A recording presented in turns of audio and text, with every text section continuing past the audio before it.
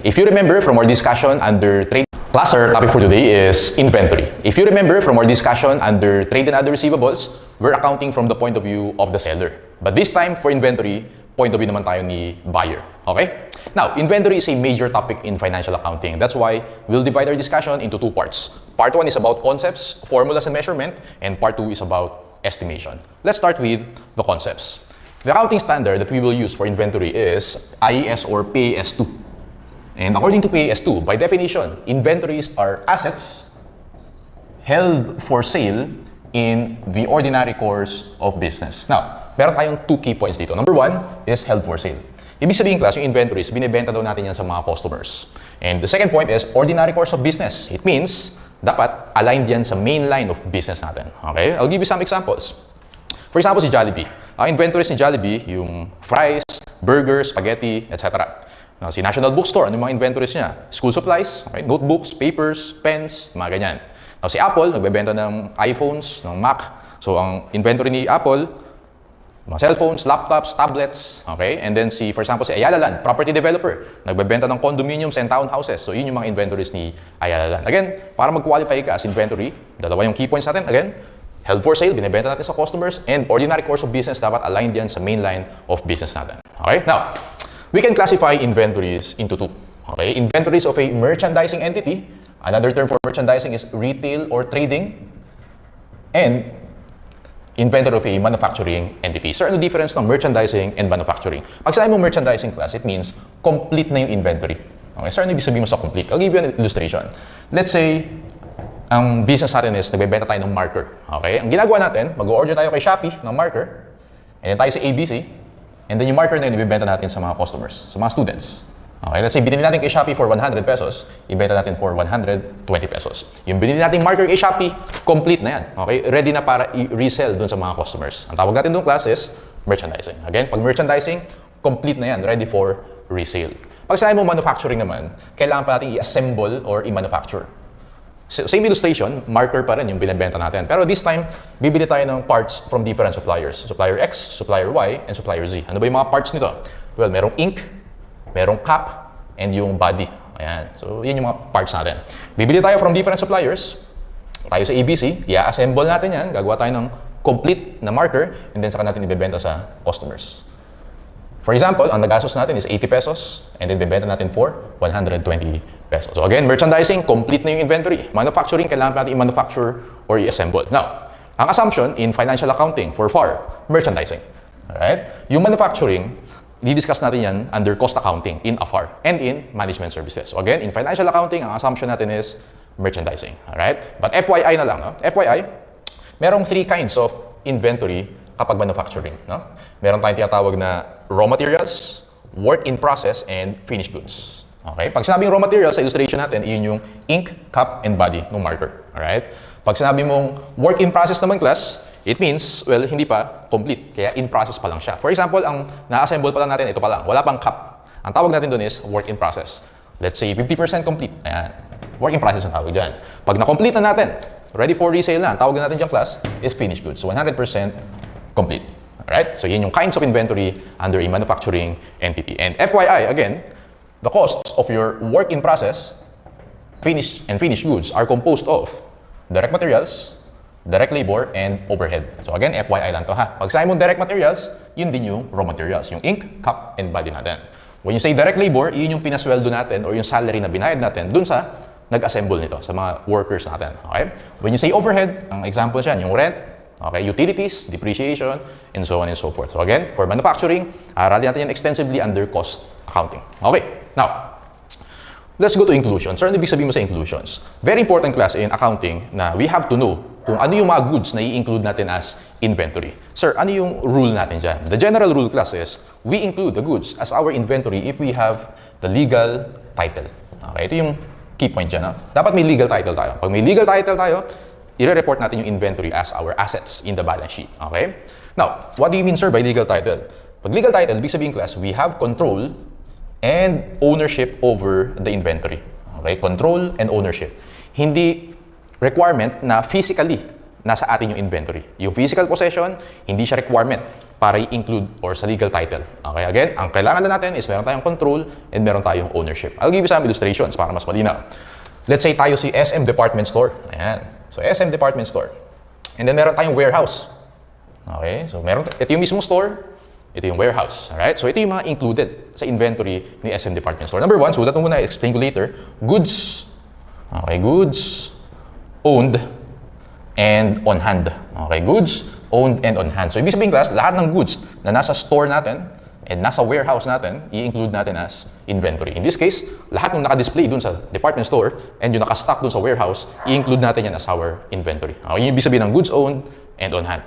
Number two is goods in transit. Ano ba ibig sabihin, sir, ng in transit? So, ibig sabihin class ng in transit, on the way na. On the way, na-ship na. Okay, so nag-order tayo, na-ship na pero hindi pa dumadating sa atin. Yung ibig sabihin ng in transit. Okay, na-ship na but not yet received. Okay, now, ang important class kapag goods in transit, yung shipping terms. Okay, basically meron tayong two major shipping terms. May tinatawag tayong FOB shipping point and FOB destination. Okay, so ano difference ng FOB shipping point and FOB destination? Okay, so imagine class ito yung timeline natin. Alright? January 1, nag-order tayo. Okay? For example, kay Shopee. Ayan. Nag-order tayo kay Shopee. Ginamit natin yung app natin. Right? So, nag-order tayo kay Shopee. Sabi ni Shopee, nung January 5, oh sige, na-ship na namin yung order mo. Okay? So, date of shipment is January 5. And then, na-receive natin yung order natin or yung parcel on January 7. So, this is the date of delivery. Gets ba? So, January 1, nag-order tayo. January 5, na-ship nung seller.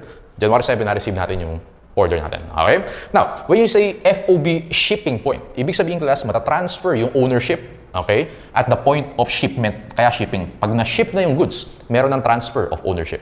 Gets? Okay. Now, so, sabi ko kanina, point of view tayo ni buyer kapag inventory. Kailan ba na-ship yung goods? January 5. Sa books ni buyer, mag-record siya ng debit purchases, credit accounts payable on January 5. Ganun yun kapag FOB shipping point. Ibig sabihin class, kapag sinabing in transit, no, na-ship na, pero hindi pa na-deliver. Ganun yung in transit. So, pinag-uusapan natin ito, yung mga goods in transit.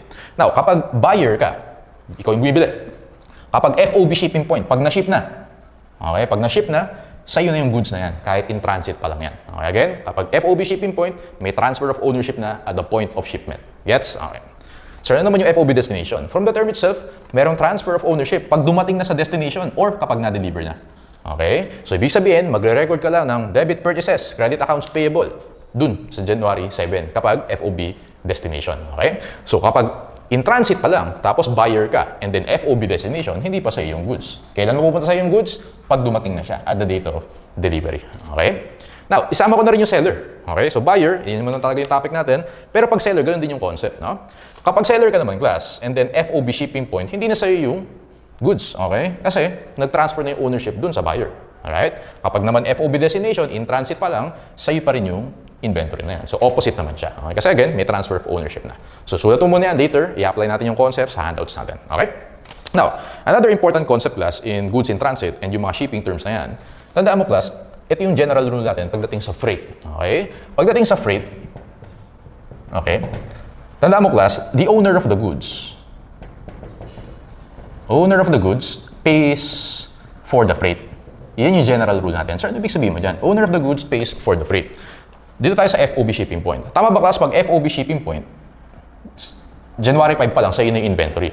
Ibig sabihin, si buyer, okay, siya dapat yung gumastos ng freight up to the point of delivery. Okay? Kasi sa atin na yung inventory ng January 5. Get ba yun? Kaya sabi ko, pag owner ka na, kung sino yung owner ng goods, siya yung magbabayad ng freight. Okay? Now, kapag naman FOB destination, si seller naman ang bahala magbayad ng freight. Kasi mapupunta pa lang kay customer or kay buyer yung ownership pag dumating kay buyer. So, ulitin ko, pag shipping point, si buyer yung bahala sa freight. Lagay ko dito. Pag shipping point, si buyer yan, bahala sa freight. Pag destination naman, si seller yung bahala dun sa freight. Okay? Tandaan mo lang para malala mo yan kung sino yung owner ng goods. Siya bahala magbayad ng freight na yan. Okay? So, ayan. Last one, bago tayo magsagot ng exercises. Third naman class na kailangan natin include as our inventory is the consigned goods. Consigned goods. Sir, ano ba ibig sabihin ng consigned goods? Ibig sabihin class ng consigned goods, meron tayong tinatawag na consignment, no? Na contract. Okay? In a consignment, meron tayong two parties. We have the consignor and we have the consignee. Okay? Bibigyan natin ng illustration. For example, ka 7-Eleven, no? 7-Eleven, and then, ang tawag natin kay 7-Eleven is, siya si consignee. Okay? Siya si consignee. For example, sa 7-Eleven, di ba maraming mga products na binibenta dyan. Sa mga convenience store, 7-Eleven, mini-stop, yung mga ganyan. Actually, yung mga products na yun, under consignment yun. Hindi talaga si 7-Eleven yung may-ari ng mga products na yun. Most of the products, hindi siya may-ari. Ganito nangyayari dyan, class. For example, di ba sa 7-Eleven, makakabili ka doon ng Pringles. Ayan. I think may-ari ng Pringles si Procter & Gamble, si P&G. Ngayon, i-consign niya yan kay 7-Eleven and then ibebenta sa mga customers. Ganyan nangyayari dyan. Tama? Ang tawag natin kay Pringles, siya si consignor. Okay, consignor. Ang tawag naman natin kay 7-Eleven as agent, parang agent lang siya si consignee. Okay? So, ganyan yung setup niyan. Now, class, tandaan mo, ang may-ari ng inventory na yan is si consignor, si Pringles talaga. Si 7-Eleven, agent lang siya, consignee lang siya. So, ibig sabihin, class, whenever may consigned goods, ang inventory na yan is owned by the consignor, not by the consignee. Tandaan mo yan. Yes, sir, bakit pumapayag si consignee? Taga-benta lang siya. At yan, dadagan niya ng markup yan.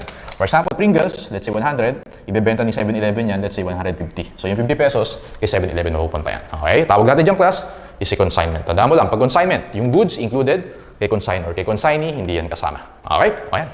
Yan yung concepts natin for inventory. Apply muna natin yung class before we move on sa lecture natin. Now, meron tayong mga illustrative example sa inventory. Okay? So, ang gagawin ko, class, para makafollow ka, kasi medyo magja-jump ako sa pag-a-answer ng mga problems. Okay? So, lalagay ko dito. For example, sige, illustrative example 1 muna tayo. Punta ka dun sa illustrative example 1. Okay? And then, sabihin ko later, doon naman tayo sa main problem 1. Magja-jump ako. So, ganun gagawin ko, class, para at least mas smooth yung maging discussion natin. Maganda yung flow nung pagsasagot natin. Okay? Now, let's go to illustrative example number 1. Okay. Requirement is compute the correct amount of inventory. Nakita niyo ba yan? So, illustrative example number 1, compute the correct amount of inventory. Let's read the given. Pinnacle Company provided the following data at year end.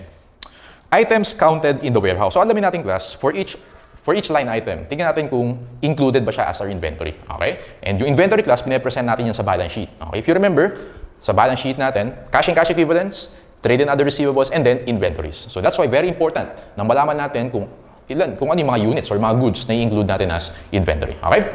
Now, let's go to first item. Items counted in the warehouse. Yes, yun yung goods owned and on hand natin. Actually, yun yung kanina example natin dun sa SM department stores. Lahat na nasa warehouse, so yan. So, lagay natin dito plus 4 million.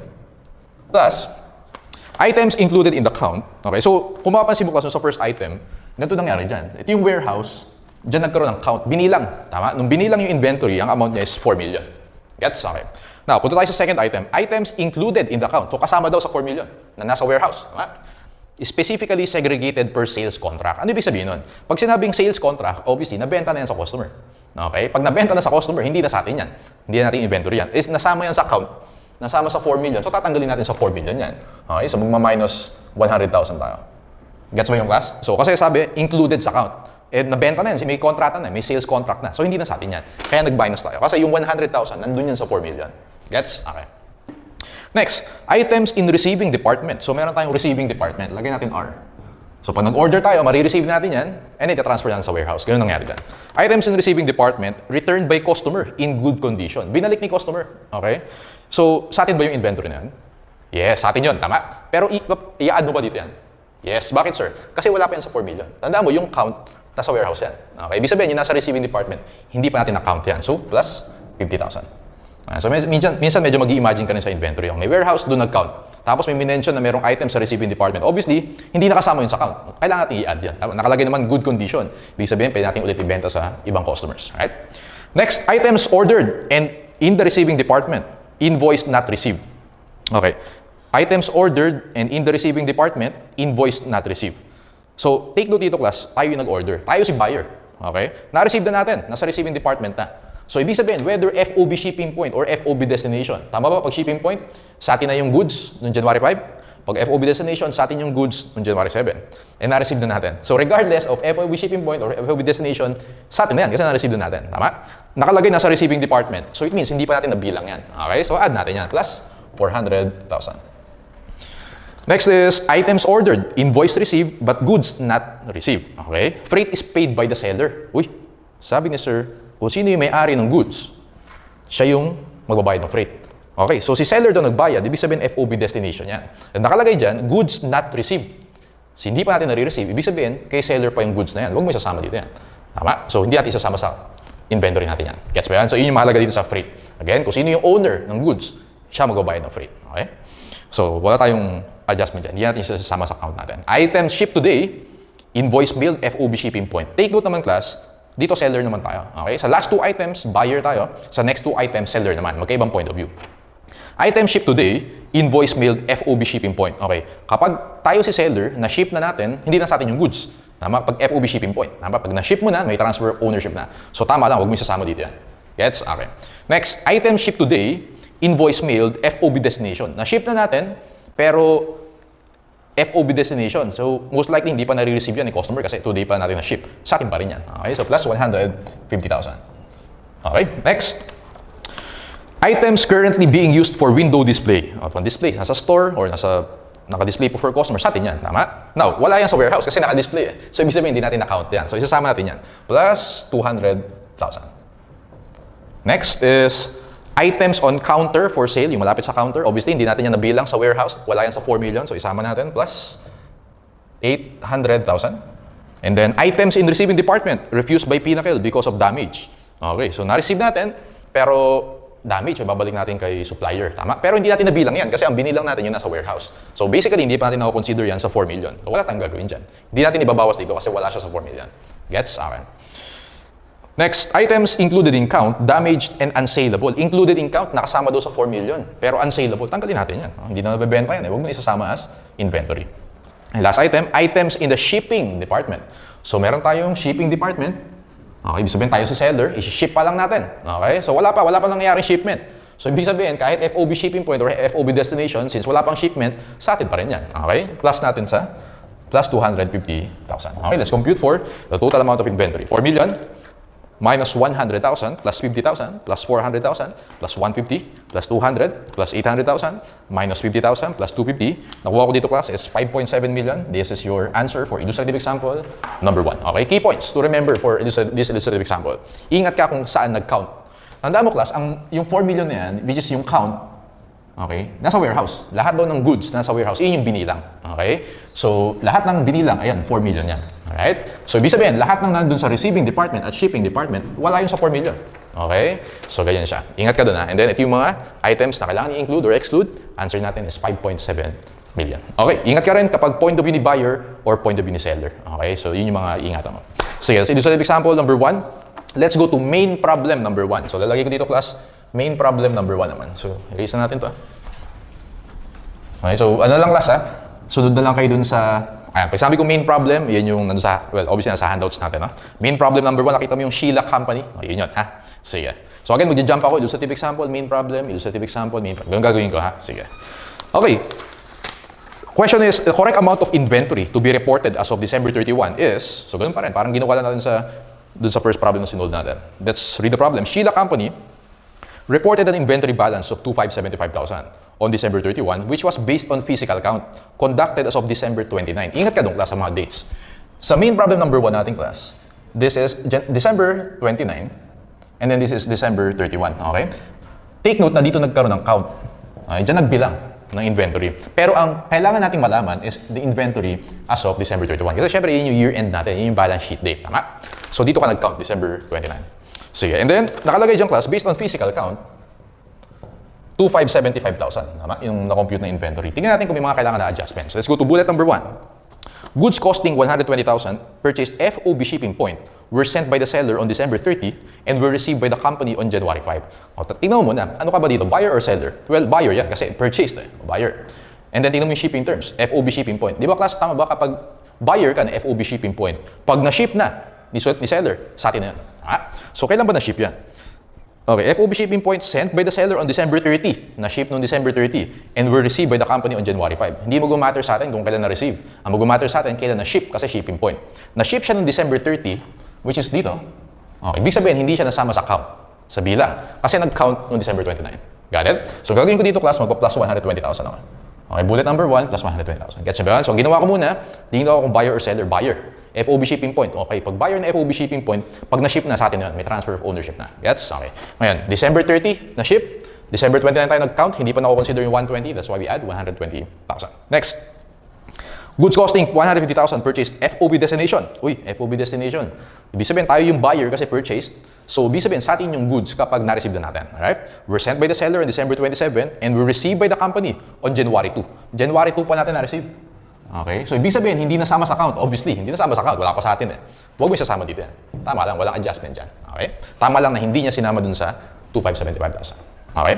Next item, third bullet point. Goods costing 175,000 were shipped to the company, FOB destination. So, tayo ulit si buyer on December 28 and were received on December 31. Uy, FOB destination. So, pag na-receive natin sa atin na yung goods, na-receive natin December 31, dapat isama natin yan. Kaya lang, yung count na 2,575,000 nangyari siya noong December 29. It means, hindi pa na po consider yung 175,000 na kailangan isama natin. Okay? Because na-receive natin siya as of December 31. Okay? So, yan. Plus 175,000. Next item, goods costing 125,000 were received on December 30 from X Enterprises on consignment. The company was to sell the goods at a markup of 25% of cost, 80% remain unsold. Okay. Nagkaroon ng consignment. Sabi ni sir, pag consignment, dapat kay consignor yung goods. Kay consignee, hindi sa kanya yan. Okay? Sa illustration natin kanina, kay 7-Eleven siya si consignee, hindi niya yan inventory. Si Pringles, or kung sino man may-ari kay Pringles, siya si consignor, sa kanya yan. In this case, class, tayo si consignee. Tama? Tayo si consignee. So, hindi sa atin yung goods na yan. Tama? Huwag natin isasama sa inventory natin.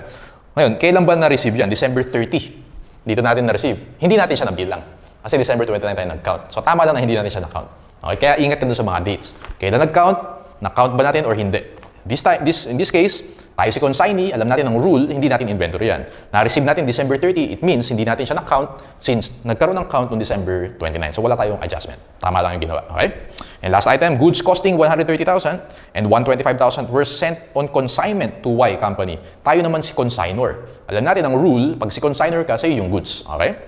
On December 28 and on December 31. Dalawa yung naging consignment class. Okay? Isang December 28, isang December 31. So, ibig sabihin, pag tayo si consignor, yung 100, okay, dalawa yung consignment dito, no? Yung 130,000, hindi siya nakasama sa count. Okay, so ganito class yung last bullet. Basically, yung 130,000 and 125,000, parehong sa atin yan. Tayo si consignor. Okay, so kung ganito mangyari dyan, yung 130,000 and then 125, dapat sa atin yan kasi tayo si consignor. Kaya lang class, ito, na-ship siya dun sa consignee, December 28, ito naman, December 31. Ang implication niyang class, since na-ship siya noong December 28, ibig sabihin, hindi siya nakasama dun sa count. Gets ba yan? Since yung 125, na-ship siya noong December 31, na-count muna siya bago siya i-ship. Alright? So, ibig sabihin, yung 130,000, since tayo si consignor, dapat included sa inventory natin yan, eh hindi siya nakasama sa count, kailangan isama natin. Okay? Plus 130,000. Okay? 2,575,000 plus 120,000 plus 175,000 plus 130,000. Answer natin is letter A, 3 million. Basic. Okay. 3 million for problem number 1. Alright, so it takes practice lang class. No? As you practice, mas magigets yun yan. So ang key points lang dyan, buyer ka ba, seller ka ba, ano yung shipping term, shipping point, destination, kailan ka nag-count, yung mga ganun lang. Paulit-ulit lang yan. Let's go to main problem number 2. Okay, lagay ko dito class, main problem number 2. Okay. What is the correct cost of the inventory on December 31? Ganun pa rin. So, costing pa rin tayo. Christopher Corporation included the following items. Ingat ka doon. Nakalagay included. So, sinama niya lahat yan. Alright? In inventory on December 31. Pero isa-isayin natin kung kailangan ba isama or kailangan nating i-exclude.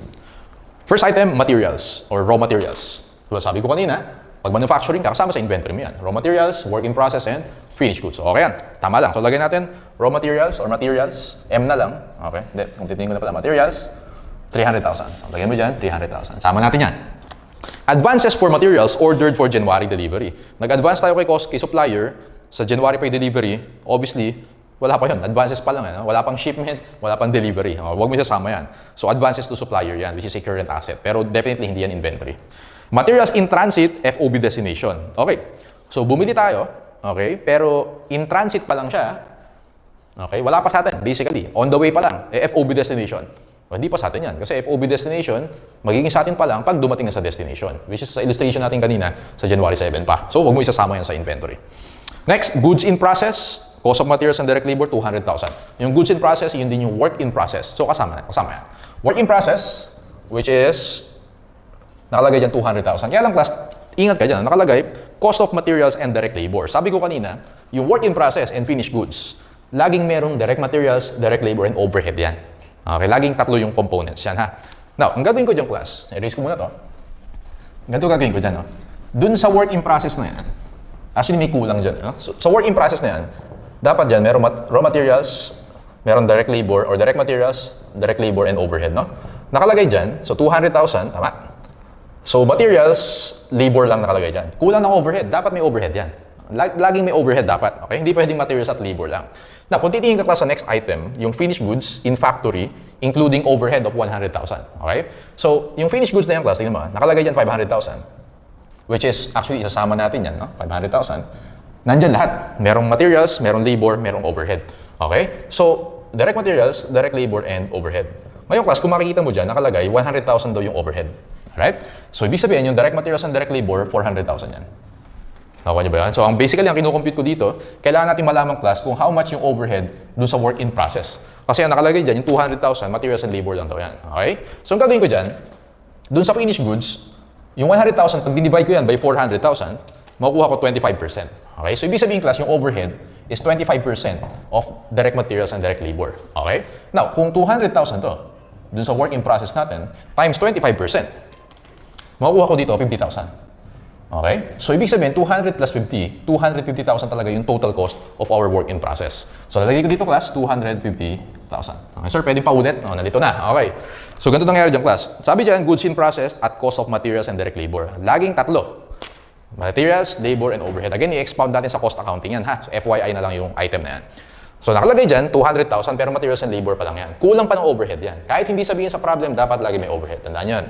Paano natin malaman? Mag-refer tayo dun sa next item. Sa next item kasi nakalagay, finished goods na 500,000. Basically, nandyan na lahat yan. Merong overhead na 100. So, difference sila, yung 400, ibig sabihin yun yung materials and labor. Kinuha natin class, yung overhead is 25% of materials and labor. Ibig sabihin, 200,000 times 25%, 50,000 yun yung overhead natin. Kaya instead na 200 yung ilagay mo dyan, 250. Ayun, para kasama yung materials, labor, and overhead. Okay? Sige. Next, finished goods in company-owned retail store at sales price. Okay, so nandun sa store natin, obviously sa atin yan, pero naka-selling price. O dapat hindi, dapat at cost yan. Ha? So soon, aralin natin dun sa dito sa measurement, okay, i-measure natin yung inventory at cost, hindi at selling price. So, gagawin ko dyan, class, 150,000, i-divide ko by 1.5. Okay? 150,000 divided by 1.5 kasi 150% of cost daw. So, 150,000 divided by 1.5, you get 100,000. So, finished goods, which are in our retail store, 100,000. Okay? Finished goods in the hands of consignees at sales price, including 40% of profit in the hands of consignees. So, ibig sabihin tayo si consignor. Okay? Sa atin yan. Kaya lang, nakalagay, including 40% profit. Tanggalin mo yung 40%. Okay? Kasi again, at cost dapat. But excluding freight. Tandaan mo, class, kapag si consignor ka, okay, yung freight nagagastusin mo o yung mga transportation fees nagagastusin mo, papunta kay consignee, inventoriable yon or pwede mong i-capitalize sa inventory yon. So, ganito gagawin ko dyan, class. So, i-erase ko muna to. Dun sa consignment, no? So, lagay ko dito, finished goods na consignment. C na lang. Ganito mangyayari dyan, class. Ang computation ko dyan, 80,000, tatanggalin ko yung profit kasi dapat at cost yan. Tama? Times 40%. And nakalagay excluding freight. Sabi ko kanina, kailangan i-include mo yan. Kasi necessary yan. Necessary cost yan para from consignor, madadala yung goods to the consignee. Tanda mo, inventoriable yan. Add natin yung freight, which is 4,000. So, 80,000 times 40% para maging at cost siya, plus 4,000, makukuha mo dyan, class, 60% pala to. Kasi 40% yung profit, ibig sabihin 60% yung cost. Tama? So, 80,000 times 60% plus 4,000, you get 52,000. Okay? So, ulitin ko, class. Ito yung selling price, yung 80,000. Inventories are measured at cost, hindi selling price. Ngayon, ang profit mo is 40%, ibig sabihin yung cost mo 60%, kaya minultiply natin yan. Yung freight, necessary cost siya, kaya isasama natin yan. Alright? Nakuha ko dito, class, 52,000. Next is, okay, finished goods in transit to customers, FOB shipping point. Okay, in transit. So, nagbenta tayo, in transit na siya, FOB shipping, hindi na sa atin yung inventory. Tama? Nung shinip na siya, meron ng transfer of ownership. So, huwag natin isama yan. Finished goods out on approval at cost, including delivery freight of 5,000. Well, actually, sa atin pa rin yan. Tama? For approval pa lang eh. Kumbaga, for testing pa lang or for trial kay customer. Sa atin pa rin yan. Tama? Hindi pa niya binibili eh. Sa atin pa rin. Kaya lang, nakalagay, including freight. Huwag mo isasama yun. Kasi, operating expense na yun. Okay? Freight out yung tawag dyan. Kapag yung freight ginastos mo para sa pagbebenta, freight out na yung tawag doon. Alright? Expense yun. Operating expense. So, lalagay ko dyan, class, finished goods na on approval, okay? 75,000, i-minus ko yung 5,000. So, magiging 70,000. Finished goods at cost unsaleable. Huwag mo na isama yan. Unsaleable na. Tama? So, hindi natin mabibenta yan. Unexpired insurance. Pag insurance, prepaid insurance yan. Hindi yan inventory. Okay? Advertising catalogs and shipping supplies, operating expense yan. Ha? Gasoline and oil for testing finished goods and machine lubricants. Mga examples yan ng overhead. Aaralin natin yan sa cost accounting. Pero FYI na lang, class, overhead yung dalawa na yan. So, lagay ko dito, gasoline and oil which is 15,000. And then, yung lubricants, machine lubricants of 13,000. Let's compute for our total cost of inventory. 300,000 plus 250 plus 500,000 plus 100,000 plus 52,000 plus 70,000 plus 15 plus 13,000. Nakuha ko dito class, letter A, 1.3 million. This is our final answer for main problem number 2. Okay. Let's go to main problem number 3. Lagay ko dito class, main problem number 3. Okay, what amount should it report as accounts payable in its December 31 statement of financial position? Actually, related din sa inventory yan. Kasi every time nabibili tayo, entry natin is debit purchases, credit accounts payable. Alright? So pag meron na tayong ownership dun sa goods, meron na tayong payable. Basically, ganun na din yung concepts. No? So tingnan natin class. Okay, the balance in Michelle Company's accounts payable on December 31 was 1,225,000 before the following information was considered. So, before pa i-consider yung items na yan. So, hindi pa included yung mga items na yan. Ingat ka doon ha, so before considering. So, lagay natin class, ito yung unadjusted accounts payable. Alright? 1,225,000. Isa-isa natin. Bullet number 1, goods ship FOB destination on December 21 from a vendor. Pag sabing vendor, from a seller. So, ibig sabihin, tayo si buyer. To the company were lost in transit. Okay, the invoice cost of 45,000 was recorded by the company. On December 28, 2021, it notified the vendor of the lost shipment. Okay, so ganito gagawin ko dyan class, no? Sige, analyze natin. Tayo si buyer, tapos FOB destination. So pag ganun, dapat magre-record lang tayo ng purchases, accounts payable, pag na-receive na natin. Tama ba? Yan, nakalagay dyan, from a vendor, we're lost in transit. Nawala. Okay, nawala siya basically. And then, kaya lang ni-record daw natin. Yung 45,000 was recorded by the company. On December 28, it notified the vendor of the lost shipment. Now, una, dapat hindi natin i-record. Kasi kailan natin i-record? Pag na-receive natin. Na-receive ba natin? Hindi. Kaya nga lost in shipment. So, hindi natin na-receive. And ni-record, nakalagay, naka-record daw. O, tanggalin natin yan. Okay? So, minus 45,000. Yan yung first adjustment natin. Second bullet. Goods were in transit from a vendor to the company. So tayo na naman si buyer on December 31. The invoice cost was 60,000 and the goods were shipped FOB shipping point on December 28. Okay? The company received the goods on January 6. Alright, so analyze natin class. Okay, na-ship na. Tama? Na-ship na daw noong January 28. It means sa atin na yung goods. Okay? Kasi na-ship na nga noong December 28. Pag FOB shipping point, once na-ship na, sa atin na yung goods, pwede na tayong mag-record ng debit purchases, credit accounts, payable. So for bullet number 2, add natin yung 60,000 plus 60,000. Number 3. Okay, goods shipped to the company, FOB shipping point on December 20 from a vendor were lost in transit. Nawala na naman. Dami nawawala. Lost in transit. The invoice price was 50,000. On January 5, the company filed a 50,000 claim against the common carrier. Pag sabing common carrier, yun yung basically nag-deliver. Okay? Sige. Tingnan natin. Goods shipped to the company, FOB shipping point on December 20 from a vendor were lost in transit. The invoice price was 50,000. Again, hindi pa daw na-consider yung items na yan. Tama? Ngayon, ang tanong ko sa inyo class, i-record mo ba ito as accounts payable?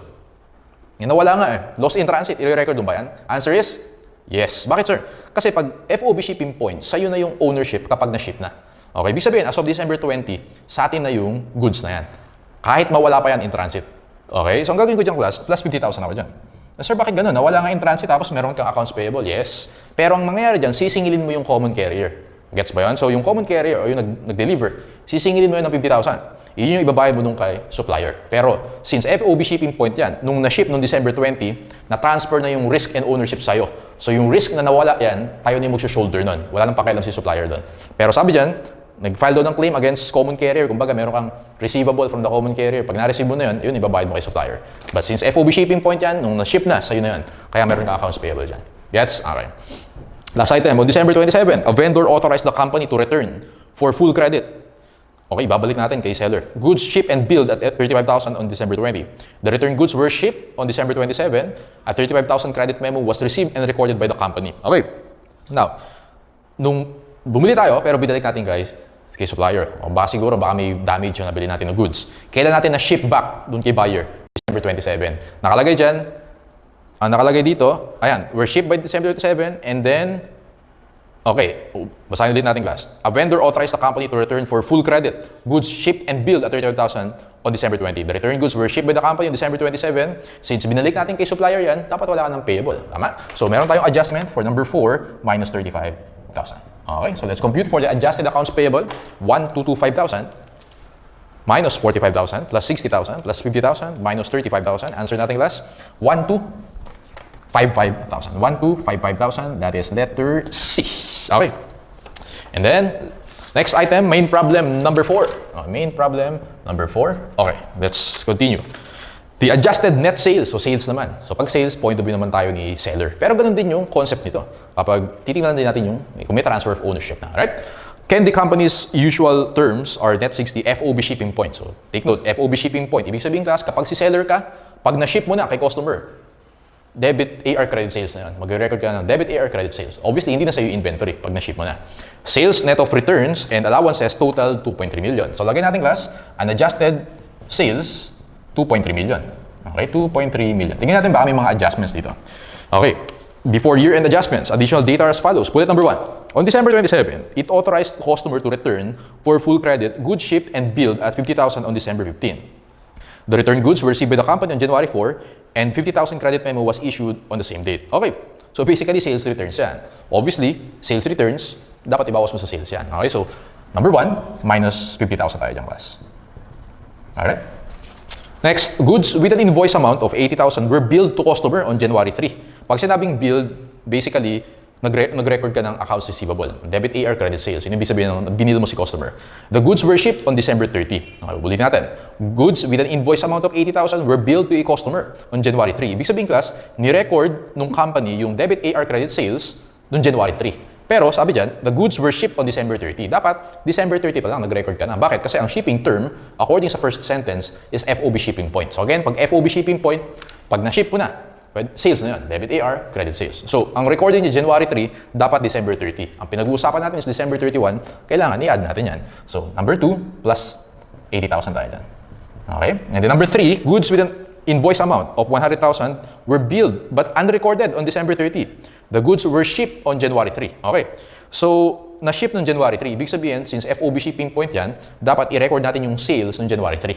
Okay? Pero tama lang kasi unrecorded daw as of December 30. So, tama lang yung ginawa ng company. So, wala tayong adjustment for the third bullet. Okay? So, let's compute for the adjusted sales.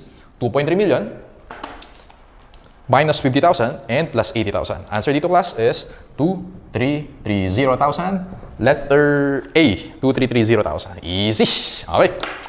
Class, let's continue our discussion. Let's now go to the inventory system. So, ano ibig sabihin ng inventory system? So, basically, this is how we record inventories. Okay? We have two systems, periodic and perpetual. Let's start with periodic. The periodic system is applicable to high volume, small peso transactions. Okay? Ano yung mga businesses with high volume and small peso transactions? For example, class, department store, okay? Supermarket, hardware, yung mga ganyan. So, we expect na sobrang daming transactions per day. Okay? Now, ang theory behind periodic system is, it is impractical for us to monitor the movement of the inventories. Kasi nga, sobrang daming transactions yan per day. Okay? So, if that's the case, high volume and small peso transactions, periodic system yung gagamitin natin. Now, in periodic system class, to determine the ending inventory na ipipresent natin in the balance sheet, we have to perform physical count every end of the year. Okay? Physical count, ibig sabihin, literally, bibilangin natin yung inventory. Okay? So, ganun yung ginagawa sa periodic system. Alright? Now, ang opposite naman yan is the perpetual system. Perpetual system applies to low volume, okay, large peso transactions. For example, car dealer tayo si Toyota. Nagbebenta tayo ng Fortuner, Innova, Vios, yung mga ganyan. Siyempre, di natin i-expect na sobrang daming transactions per day niyan. Okay? Now, madali lang i-monitor yung movement of the inventory. Okay? If it's easy for us to monitor the movement of the inventory, ang gagamitin natin dyan is the perpetual system. Okay? Now, actually class, because of technology, syempre computerized na ngayon, hindi na applicable yung periodic system na yan. Madali lang i-monitor lahat ng transactions sa inventory. So, FYI na lang yan. Okay? Kahit nga Microsoft Excel lang, kaya natin i-monitor yung movement of the inventory. Okay? So, ito for theory purposes na lang, no? Now, way before, no, previously, sa perpetual system, gumagamit tayo ng stock cards. So, before pa yung mga computerized system. Stock cards na yan, literally, parang paper lang yan. Okay, wherein dyan mo i-monitor yung running balance. Okay, running balance of the inventory and cost of goods sold. Okay, so again, sabi ko kanina, pag perpetual, madali lang i-monitor yung movement of the inventory. Therefore, meron kang running balance. Ang tawag na doon, stock card. Siyempre, di na applicable ngayon. Again, computerized na tayo ngayon. Alright? Now, later, I will show you the differences between the two pagdating sa journal entries. Now, ito very important, class. Maraming nagkakamali dito. Whether periodic or perpetual system, tandaan mo, class, both of them require physical count. Okay? Require physical count. Sir, akala ko ba sabi mo kanina, yung periodic lang yung may physical count? Pareho yan. Okay? Bakit, sir? Kasi, class, kapag periodic, kailangan natin yung physical count, obviously, to get the ending inventory. Kasi wala naman tayong running balance sa periodic. Para malaman mo yung ending inventory, bibilangin natin. Common sense siya, madali lang yan, tama? Ngayon, pag perpetual naman, Even though may running balance ka dyan, records lang yan. Records yan. Possible na sa end of the year, iba pa rin yung physical na units. Malay mo, may mga nanakaw na units, may mga nawala na units. Ngayon, hindi always reliable yung records. Kaya kailangan, bibilangin mo pa rin kahit perpetual system yan. Okay? So for perpetual system, kailangan nating malaman yan to know the accuracy of the records. Para malaman natin kung accurate ba yung nasa stock cards. Ulitin ko class, whether periodic or perpetual, required tayo mag-perform ng physical count every December 31. Tandaan yun ha? Sige. Now, para mas ma-visualize natin yan, let's go to illustrative example number 2. Okay, so, punta tayo sa illustrative example number 2. And then sabi dyan class, prepare the journal entries under periodic and perpetual system. And then pinapakompute sa atin yung cost of sales or cost of goods sold. So ganito gawin natin dyan class. Dito natin lagay yung periodic. And then lagay natin dito yung perpetual. Okay, perpetual. Okay, side by side natin mag-journal entries, no? And then, tingnan natin. Let's read the given. Pinnacle Company is a wholesaler. At the beginning of the current year, the entity's inventory consisted of 90 units at 1,000 pesos each. So, yun yung beginning inventory natin. So, sulat mo dyan, class, yung beginning inventory is 90 times 1,000, that is 90,000. Okay, yun yung beginning inventory natin. During the current year, the following events occurred. Okay, letter A. Tingnan natin yung journal entries. Purchased 800 units at 1,000 each, so 800,000. Entry up under periodic, debit purchases, credit accounts payable, 800,000. Alright? Pero yung entry under perpetual is debit inventory, credit accounts payable, 800,000. Okay? So magkaiba siya. Purchases under periodic yan. Hindi tayo gumagamit ng purchases account under perpetual. Diretsong inventory yan. Alright? Letter B. Return 50 defective units to supplier and receive credit. Binalik natin kay supplier. Under periodic, debit accounts payable, credit purchase returns, PR na lang. No? That is 50,000. Okay, or 50 times 1,000. Under perpetual naman class, ang entry mo dyan, debit accounts payable, credit, inventory, 50,000. So take note, magkaiba naman. Dito purchase returns, dito diretsong inventory. Actually, pag perpetual system, diretso lahat sa inventory yan. Okay? Letter C. Paid 600 of the units purchased. 600 times 1,000, 600,000. Debit accounts payable, credit cash, 600,000. Okay? So, lagi ko na lang same. Wala silang difference. Pag nagbayad ka, debit accounts payable, credit cash. Let's go to letter D. Okay, sold 790 units at 2,000 each. 790 times 2,000, that's 1,580,000. Debit AR, credit sales, 1,580,000. Okay? Now, ganun din dito sa perpetual, debit AR, credit sales, 1,580,000. Kaya lang class, sabi ko dyan, sa perpetual, no, meron tayong running balance. Wherein, lagi tayong magre-record ng inventory and cost of goods sold. For this one, nagbenta tayo, so meron tayong corresponding entry para dun sa inventory natin. Debit cost of goods sold, credit inventory. Ilang units yung class? Nakalagay dyan, 790 units. Alam natin, 1,000 pesos per unit, 790,000 yan. Okay, so yun pa yung main difference nila. Under perpetual system, every time na magbebenta tayo, meron kang corresponding entry. Debit cost of goods sold, credit inventory. Okay? Sa periodic, walang ganun. AR sales ka lang dyan. Ay, major difference sila. Letter E. Received 20 units by customer and gave credit. The goods were in excellent condition. Okay, so 20 times... Nasaan yun? Received 20 units returned by a customer, so, and gave credit. The goods were in excellent condition. So, tama ba class? 20 units times, binili yan. Tama. Dun sa letter D, binenta natin siya for 2,000 pesos. Tama. So, 20 times 2,000, that is 40,000. Binalik sa atin ni customer. Debit sales returns, credit accounts receivable, 40,000. Now, sa perpetual system class, ang entry natin dyan, debit sales returns, credit accounts receivable, 40,000. Pero gumalaw na naman yung inventory. Binalik sa atin eh. Okay? Therefore, meron kang isa pang entry. Debit inventory, credit cost of goods sold.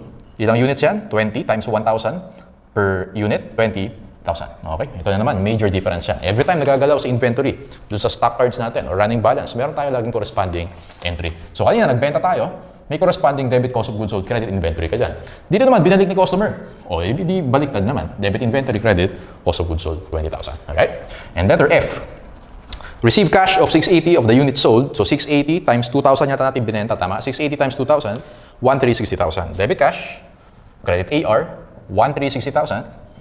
So, syempre, same lang yan sa under perpetual system. Okay? So, collection lang naman yan. And letter G, nakalagay dyan class, physical count, 60 units. So, 60 times 1,000, 60,000. Alright? Entry, kapag nagbilang ka na, kasi physical count, nagbilang ka na end of the year. So, 60,000 yan. Ang entry mo dyan, class, under periodic, debit inventory, balance sheet. Okay? Inventory balance sheet. Credit income summary. Okay? 60,000. Yan yung entry natin under periodic. Okay? So, yung inventory na yan, yan yung mag-a-appear sa balance sheet natin sa assets, no? 60,000. Alright? Now, class, different naman yan sa perpetual. Kasi class, sa perpetual, as you notice, minomonitor natin yung movement ng inventory natin. Okay? So basically, kung i-imagine mo yung stock cards natin, Parang ganito yan. Parang may T account. Ito yung inventory, ito yung cost of goods sold. So sige nga class, i-post nga natin yung inventory and cost of goods sold natin. Meron tayong beginning inventory, naalala nyo yung beginning inventory natin, 90 units times 1,000, 90,000. Lagay mo yan dito. Beginning inventory, 90,000. And then meron tayong inventory dyan, 800. Okay, post lang natin ha. And then we have, saan pa? 50,000 na credit. Okay, ano pa? Inventory, ito, 790,000 na credit. And then, 20,000 na debit. Ayan. So, compute natin class kung how much yung inventory natin. 90,000, beginning, plus 800, plus 20, minus 50, minus 790, you get 70,000. Okay, 70,000. Doon naman tayo sa cost of goods sold. Cost of goods sold, ito siya, 790. Okay, what else? Cost of goods sold, 20,000. Okay, 20. So, 790 minus 20, that's 770,000. Alright? Now, kung mapapansin mo class, yung inventory mo dito is 70,000 based dun sa stock cards natin. Pero nung binilang natin, 60,000. Kaya sabi ko kanina, whether periodic or perpetual, magbibilang tayo. Kasi class, sa perpetual, check natin yung accuracy ng records natin. Kaya lang, yung records mo 70, dapat 60 lang. Okay? So, meron tayong entry dyan, kailangan natin i-write down yung inventory natin. Because yung ending balance of your inventory should be always equal dun sa physical count natin, which is 60,000. Okay? So, solve for X, 10,000 yan. I-write down natin ang 10,000. Entry natin class dito is debit inventory shortage. Okay? Which is, pwede mo i-charge sa cost of goods sold. Credit inventory, 10,000. Okay? So, 10,000. Ending inventory mo na ngayon is 60,000. Bawas natin. Dagdag natin sa cost of goods sold yan, 10,000. Okay? So, cost of goods sold, 10,000. Therefore, ang cost of goods sold mo is 780,000. Alright? So, ayan. So, actually class, kung titignan mo yung requirement 1, lahat daw ng journal entries. Ito na yan, lahat ng journal entries. Requirement 2, determine the cost of sales under each system. Na-compute na natin yung cost of sales or yung cost of goods sold under perpetual system, which is 780,000. Okay? Sa periodic, hindi pa natin na-compute. Compute natin. Ganito gagawin ko dyan class sa periodic. Dito ko lang gagawin. Dito na lang. So, periodic, hindi na lang, baka para hindi kayo ma-confuse. Sa periodic system natin class, erase ko na to. Hindi, huwag natin kailangan pala yan. Dito na lang. Sige, no choice. Dito lang tayo. Sa periodic, para ma-compute natin yung cost of sales, kailangan natin gamitin yung formula natin. Okay? Which is beginning inventory. Tama ba ka? Sa beginning inventory natin, 90,000. Okay? 90,000 plus purchases. How much yung purchases natin? Ito, 800,000. Okay? Plus 800,000 yan. And then, minus purchase returns, kung meron. Meron ba? I think meron. Purchase, ito. Purchase returns, 50,000. So, minus yan. Binalik natin. Okay? Ang tawag natin dito, class, is cost of goods available for sale. Okay, alam natin yan sa basic accounting. 90,000 plus purchases na 800 minus 50,000, you get 840,000. This is our cost of goods available for sale. Minus ending inventory, which is 60,000. Okay, you get your cost of goods sold. Okay, 840 minus 60,000, you get 780,000. Ayun.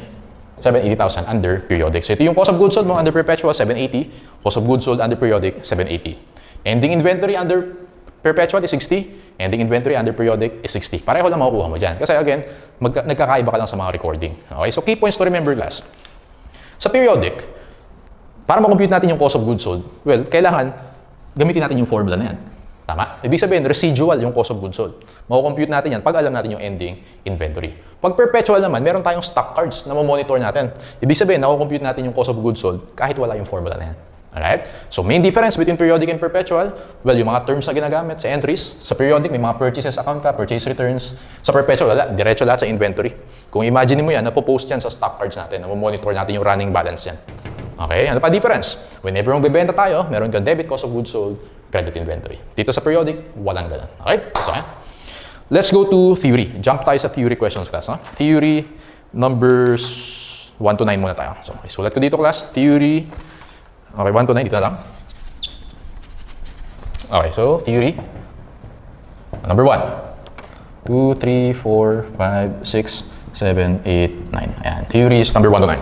Number 1, inventories are assets. Okay, held for sale in the ordinary course of business. Yes, held for sale yan. Number 2, in the process of production for such sale. In the process of production, actually, ibig sabihin yung class, yun yung work in process natin. Sa illustration natin kaya, 50% complete pa lang, yun yung ibig sabihin ng in the process. Kasama yan. Okay, sa manufacturing, kasama yung work in process. Number 3, in the form of materials or supplies to be consumed. Yun yung raw materials natin. Kasama rin yan. Answer natin for theory number 1 is letter C. Number 2, a manufacturing company has which 3 basic types of inventory? Alam natin, raw materials, work in process, and finished goods, letter C. Again, i-expound natin yung manufacturing pagdating natin sa cost accounting.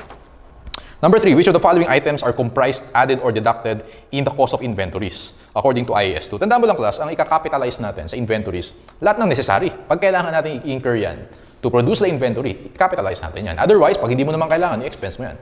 Isa-isa natin class. Number 1, storage cost for work in process. Okay, yung work in process, hindi pa complete yan. So, in-store muna natin siya. Okay? Kailangan natin gawin yun. Tama? Kasi hindi pa siya complete eh. Until maging finished goods yan, lahat ng storage natin, pwede mo i-capitalize yan. Okay? So, tama yung 1. Number 2, fixed administration overhead. Pag administration, ibig sabihin, office-related expenses yan. Okay? Sa office yan. Hindi yan sa warehouse natin, or hindi yan sa production natin. Okay? Pag office, operating expense yun. Huwag mo sasama yan. Trade discount. O FYI, tandaan mo class, pag trade discount, pag bumili tayo kay supplier, lagi mong ileless yung trade discount o yung volume discount. Tatanggalin mo yun ha. Okay. And then, i-deduct natin yan. Tama? Number 4, storage cost related to finished goods. O finished goods na. Lahat ng storage doon, afterwards, expense na yun. Tama? Kasi again, yung storage cost ng WIP, ayun, pwede mo i-capitalize yun. Kasi hindi pa tapos yung inventory. Pero yung storage cost ng finished goods, expense mo na yan. Okay? Kasi complete na yung inventory. So, hindi kasama yan. Fixed production overhead, ayun, overhead. Ayun, OH, kasama yan. Okay? So, 1, 3, and 5. So, yung 1, i-add natin. Yung 3, i-deduct natin. Yung 5, i-add natin. Okay? Yung 2 and 4, ignore mo, hindi kasama yan. Letter C for number 3. Number 4, the cost of purchase of inventories. So, bumili tayo kay supplier. Ano daw yung mga isasama natin? Purchase price, yes. Kung magkano natin binili. Import duties and taxes. Basta necessary. Kailangan yan. Kailangan natin bayaran yung import. Yung mga taxes na yan, kailangan yan. Freight, handling, and other costs. Obviously, kailangan natin yung freight para ma-deliver sa atin. So, capitalizable din yan. Trade discounts, kakasabi ko lang, pag trade discount, ima-minus mo yan. Okay? For example, bumili tayo 100,000. O may volume discount na 5,000. O 95,000 lang yung i-record natin. Okay? So, hindi mo isasama yung letter D. Minus yan. Number 5, which of the following conversion costs cannot be included in the cost of inventory? Cost of direct labor, kasama yan. Salaries of sales, binibenta na. Okay? Hindi na kasama yan. Operating expense yan. Boy yan. Okay? Yung letter C, production rent, overhead yan. Okay? Factory overhead din yan. Alright? So, yung B, operating expense yan. Number 6, the cost of inventory shall comprise all purchase, cost of conversion, and other costs. Basta necessary. Okay? Which of the following shall be included? Letter A, import duties and other taxes, etc. Kasama yan. Okay? So, before mo maibenta yung mga inventories na yan, syempre, lahat bayaran mo muna. Okay? Para maging available for sale yan, lahat ng import duties, mga taxes, basta necessary, kakapitalize natin. Tingnan natin yung BC&D. Actually, yung BC&D, hindi sa necessary. Abnormal amounts of wasted materials, so inefficiency yan, expense yan. Letter C, storage cost, unnecessary. Very explicit, unnecessary, expense yan. Administrative overheads that do not contribute, expense din yan. Ang necessary lang dito, letter A. So for number 6, A, sagot mo dyan. Number 7, which of the following items should be included? Okay. A, goods in transit, purchase, FOB destination. In transit pa lang, on the way, hindi pa natin nare-receive, huwag mo isasama sa inventory yan. Letter B, goods received from another company for sale on consignment. Tayo si consignee, hindi natin isasama yan. Okay. Letter C, goods sold to a customer which are being held for the customer to call at the customer's convenience. Considered as sold na yan. No? Ipipick up na ni customer, parang ganun. So, hindi rin natin inventory yan. Letter D, goods in transit which are purchased FOB shipping point. Binili natin, tapos in transit o na-ship na, o sa atin na yan. Okay, letter D for number 7. Number 8, valuation of inventories requires determination of all of the following, except cost to be included, yes. Cost flow assumption, which is yung cost formula, i-discuss natin yan. Physical goods, and D, cost of goods held on consignment from other entities. Consignee, hindi yan kasama, except letter D. Number 9, theoretically, freight and warehousing cost in the transfer of consigned goods from consignor to consignee. Sinabi ko kanina. Dito sa example natin, lahat ng delivery charges ng freight from consignor to consignee, pwedeng i-capitalize siya ni consignor. Okay, letter C, inventoriable by consignor. Kasi necessary yan. Tandaan mo lang kasi kapag mga costing, tingnan mo muna. Pag necessary, capitalize mo yan as inventory. Pag unnecessary, charge mo sa expense. Okay? Letter C for number 9. Let's go to, jump tayo class, no? Let's go to number 20. Okay, number 20. Theory, number 20. Ibang concepts na kasi yung numbers 10 to 19, no? So, 20 tayo. What is the method of accounting in which the cost of goods sold is recorded each time a sale is made? Uy, every time na nagbebenta ka, debit AR, credit sales, meron tayong corresponding debit cost of goods sold, credit inventory, letter B, perpetual system. Pag periodic system, walang ganyang entry. Okay? Perpetual meron yan. Number 21, in a perpetual system, 2 entries are normally made to record each sale transaction. Debit AR credit sales, debit cost of goods sold, credit inventory. Letter C, one entry recognizes sales revenue and the other recognizes cost of goods sold. Letter C, kaya may running balance tayo. Kaya monitor natin siya sa T account natin or stock cards natin. Right? Number 22, when a periodic system is used, punta ka class dun sa B. Cost of goods sold is a residual amount rather than an account. Kung mapapansin mo dito class, entry natin under periodic system, wala makikita ng cost of goods sold dyan. Tama? Walang cost of goods sold dyan. Na-compute lang natin yung cost of goods sold using this formula. Beginning inventory plus purchases minus ending inventory of cost of goods sold. Kaya sabi dyan, cost of goods sold say residual amount. Pag minus mo, sabihin residual, mo-compute mo yung cost of goods sold. Okay, yun yung periodic system. Letter B, boy. In computing for cost of goods sold with the periodic system, punta ka dun sa DOG. Ending inventory is deducted from cost of goods available for sale. Mo yung cost of goods sold. Pag sinabing cost of goods available for sale, iyan yung pwede nating ibenta sa mga customers. Lahat ng pwede mo ibenta. So, imagine mo, ito yung lahat ng pwede ko ibenta. Ima-minus ko yung natira sa akin na ending inventory. Yung difference nun, yun yung nabenta ko.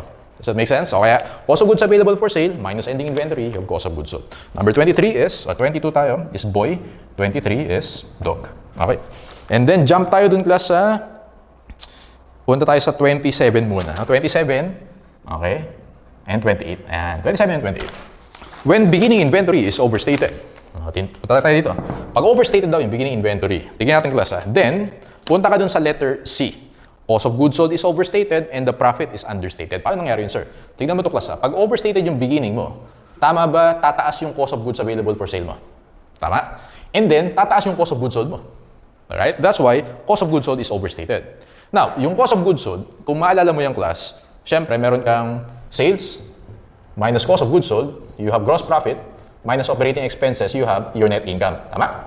Ngayon, pag overstated si cost of goods sold, bababa si gross profit, bababa si net income. Okay, kaya dyan class, the cost of goods sold is overstated and the profit is understated.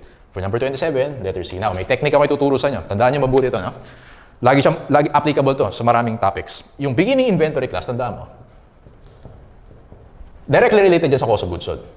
Yung ending inventory, directly related sa net income yan. Tandaan mo to class, lagi mo magagamit yan. Ibig sabihin, pag tumaas si beginning inventory, based dito sa formula natin, tataas si cost of goods sold. Alam natin na opposite si cost of goods sold sa kasi net income. Tama? Pag tumaas si cost of goods sold, bababa si net income. Kaya C yung sagot natin. Ngayon, opposite naman yan. Pag si ending inventory yung tumaas, tignan mo ha, pag si ending inventory overstated, bababa si cost of goods sold. Tama? Pag mababa si cost of goods sold, tataas si net income. Tandaan mo lang to. Lagi mo tatandaan yung binax ko na yan. Beginning inventory is directly related to cost of goods sold. Ending inventory is directly related to net income. Tandaan mo mabuti yan, ha? Okay, 77, letter C. 28. An entity uses a periodic system and neglected to record a purchase. Okay, so hindi doon niya na-record yung purchase. Tingnan natin. So walang debit purchases, credit accounts payable. Walang ganyan na na-record. This merchandise was omitted from the year-end inventory. Hindi rin niya sama sa ending inventory. Hindi niya na-record as purchase, hindi niya na-record as ending inventory. Okay, how will these errors affect the entity's assets, liabilities, and equity? Tignan mo kasi gagawin ko dyan na assets. Well, hindi mo na-record as ending inventory, therefore, kulang yung asset mo. So, understated yung assets. Okay? Liabilities, well, hindi ka nag-record na accounts payable, understated yan. Understated ulit. Equity, wala namang equity na affected dyan. Okay, so wala, no effect. Pero tingnan mo to class, net earnings or net income, ang sagot mo dyan, no effect. Bakit, sir? Tingnan mo mabuti. Kung hindi mo na-record sa purchases, okay, di ba? Plus yan, tama? Plus purchases yan. Pag hindi mo na-record dyan, kunyari 10,000, hindi mo rin nilagay sa ending inventory yung 10,000, same pa rin yung makukuha mo sa cost of goods sold. Ang net effect nun, zero. Okay? Kasi hindi ka nag-plus 10,000, hindi ka nag-minus 10,000, o plus 10, minus 10, zero yun, di ba? So, ibig sabihin, net effect sa cost of goods sold is zero. Kaya, net effect sa net income is zero. Tandaan mo yun, ha? Pag hindi ka nag-record ng purchases, at hindi mo na-record sa ending inventory, zero yung net effect niyan sa net income. So, sagot mo dyan, understated, understated, no effect, letter A for number 28. Now, sagutan na rin natin yung number 29. FYI na lang yan. When a portion of inventories has been pledged as security on a loan, naalala niyo ba yung topic natin sa receivable financing? Yung pledging? No? Kung maalala niyo yung pledging class, ang accounting lang doon, di-disclose lang natin sa notes to financial statements. Ganun din sa inventory. Pag yung inventory, pledge mo, punta ka sa letter C. The fact should be disclosed and the amount of current assets should not be affected. Parang pledging of AR lang yan. Okay? For number 29, letter C yung sagot mo dyan. Balik ka dun sa 26. 26, theory. So, medyo nagja-jump tayo again, ha? Pero, ayan, para at least smooth yung flow ng pag-answer natin. Sa 26 class, meron tayong tinatawag na, basahin natin. The use of discount lost account implies that cost of a purchase inventory item is, now, pag magre-record tayo ng purchases, no, under periodic system, merong debit purchases, credit accounts payable. Actually, may two ways yan, class, no? In recording purchases. Meron tayong tinatawag na gross method, and then meron tayong tinatawag na net method. Okay, net method. Obviously, gross, net. Okay, so gross amount, ito net amount. So for example, guys, bumili tayo ng inventory for 10,000. And then, ang term sa atin ni supplier is 210 and 30. So alam mo yung 210 and 30, meron tayong 2% discount kapag binili natin siya within 10 days. Binayaran natin within 10 days. Now, Tingnan natin yung mga journal entries. Nung binili natin siya, purchases, pag gross method, normal lang, na alam natin. Debit purchases, credit accounts payable, 10,000. Walang problema, okay? Sa net method naman, ininet mo na agad. 10,000 times 98%, 9,800. Debit purchases, credit accounts payable, 98. So, kaya net method, ninet na natin agad. Now, let's say nagbayad tayo within the discount period. Ano yung entry natin dyan? Debit accounts payable, 10,000. Credit cash, 98. And then, meron tayong tinatawag na purchase discount, which is 200. Okay? Which is 10,000 times 2%. Ayan, may purchase discount tayo. Now, class, pag sa net method naman, nagbayad tayo ng within the discount period, since na-net mo na siya agad, okay, simula pa lang, entry mo dyan, debit accounts payable, credit cash, 98. Walang problema. Ganyan lang. Sobrang simple lang. Okay? Now, ang problema dyan, class, is pag nagbayad tayo beyond the discount period. For example, nagbayad tayo sa 15th day. Walang discount. Ano yung entry natin dyan? Pag beyond the discount period, babayaran mo 10,000 kasi wala kang discount eh. Debit accounts payable, credit cash, 10,000. Ganyan yung entry. Dito tayo may problema. Kasi nung start pa lang, ninet mo na agad yung discount. Pero nagbayad ka beyond the discount period. Paano mangyayari dun sa discount na ginawa mo? Ang entry mo dyan, class, debit accounts payable, 98, since yun yung record natin, no? 98. Credit cash, 10,000 kasi alam mo tayong discount. Yung difference yung class, lagay mo siya purchase discount lost, 200. Ayun, yun yung tanong sa theory na yan. Purchase discount lost. Ulitin ko, purchase discount lost yan, applicable yan kapag net method. Ni-record mo na agad yung discount sa simula, pero nagbayad ka beyond the discount period, meron kang purchase discount lost. Which is, pwede mo siyang i-report under other expenses. Okay, pwede doon yan. Other losses, parang gano'n. Sige, let's go to number 26. The use of discount loss implies that cost of purchase inventory is, punta ka dun sa dog, invoice price, less the purchase discounts not taken. Okay? Hindi ka naman nagbayad within the discount period. Beyond the discount period yan, kaya not taken. Alright? So, yung invoice price yung 10,000 minus yung accounts payable na 98, ayun, 200. Again, sa income statement, ilagay mo yan sa other expenses. Okay? Letter dog yung sagot natin for number 26. Okay, so yan muna. That's for part 1 concepts. Later, discuss naman natin yung inventory formulas.